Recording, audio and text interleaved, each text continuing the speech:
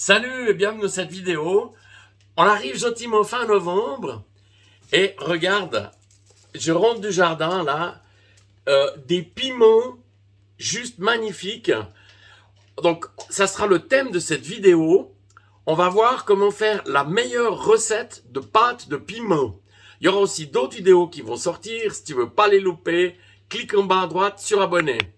Alors, c'est parti pour cette recette rapide, simple, mais tellement bonne, de pâte de piment.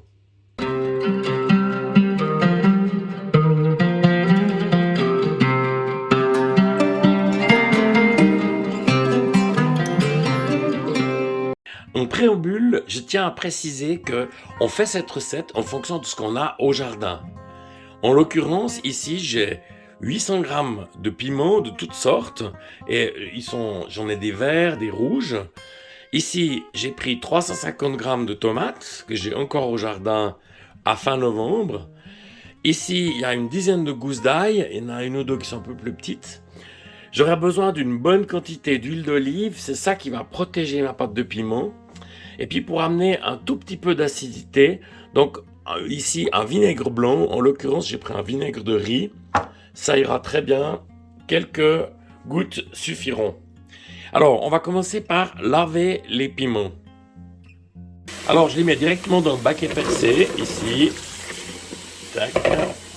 Ça me permettra non seulement de bien les laver, mais également de les égoutter par la même occasion. C'est joli ces couleurs. Ensuite, donc, je vais venir enlever ici les pédoncules des tomates. Et je commence par le mettre dans le mixeur.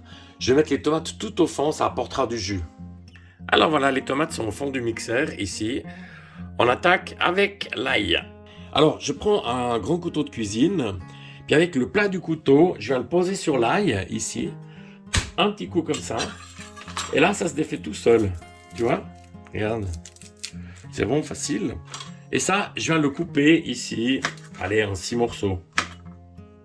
Comme ça. Et ça, je le mets ici, dans mon mixeur. Le temps est venu de s'occuper des piments. Donc, à l'aide de mon couteau, ici, je viens enlever le pédoncule. Donc ça, je le jette. Et je le coupe ici en morceaux, je dirais de 1 à 1,5 cm. Alors, dans les variétés, les tout petits, c'est les piments oiseaux, donc très connus dans les Caraïbes. Ensuite, j'ai les ronds, là, les Juana, les ronds comme ça, ici. Il y a les piments du Panama, comme ça. Il y en a des rouges aussi dedans.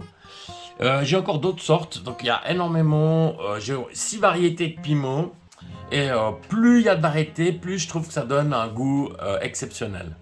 Voilà, c'est le moment donc je viens mettre mes piments ici dans mon mixeur. Voilà, on voit que c'est juste.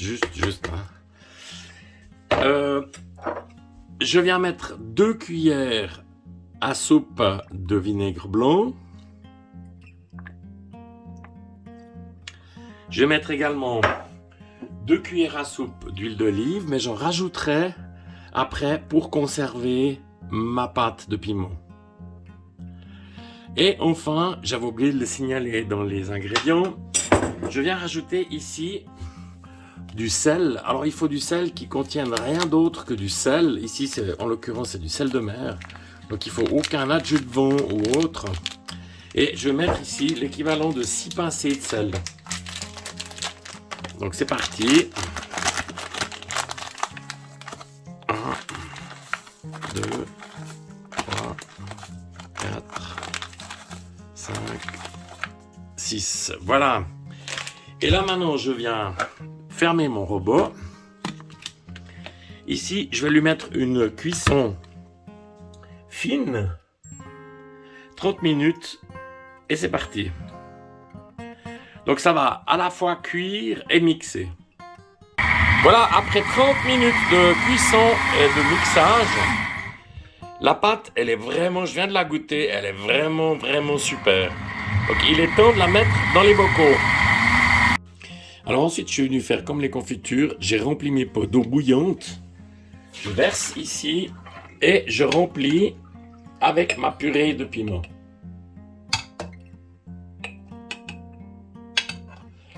On voit, elle a une jolie couleur.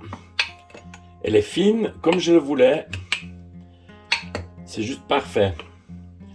Alors, je vais le mettre jusqu'au collet, ici. Comme ça. Ensuite, je prends un petit sopalin. Enfin, il ne faut plus dire sopalin, il faut dire papier ménage. Je viens juste nettoyer propre ici. À l'intérieur également. Et c'est à ce moment-là que je viens verser de l'huile pour protéger le piment. Et là, j'en mets vraiment une bonne dose. Il faut que ça couvre toute ma pâte de piment. Voilà. Comme ça, et je fais ça avec les autres pommes. Pourquoi c'est la meilleure pâte de piment? Parce qu'elle vient de ton jardin. Et tu peux en être fier.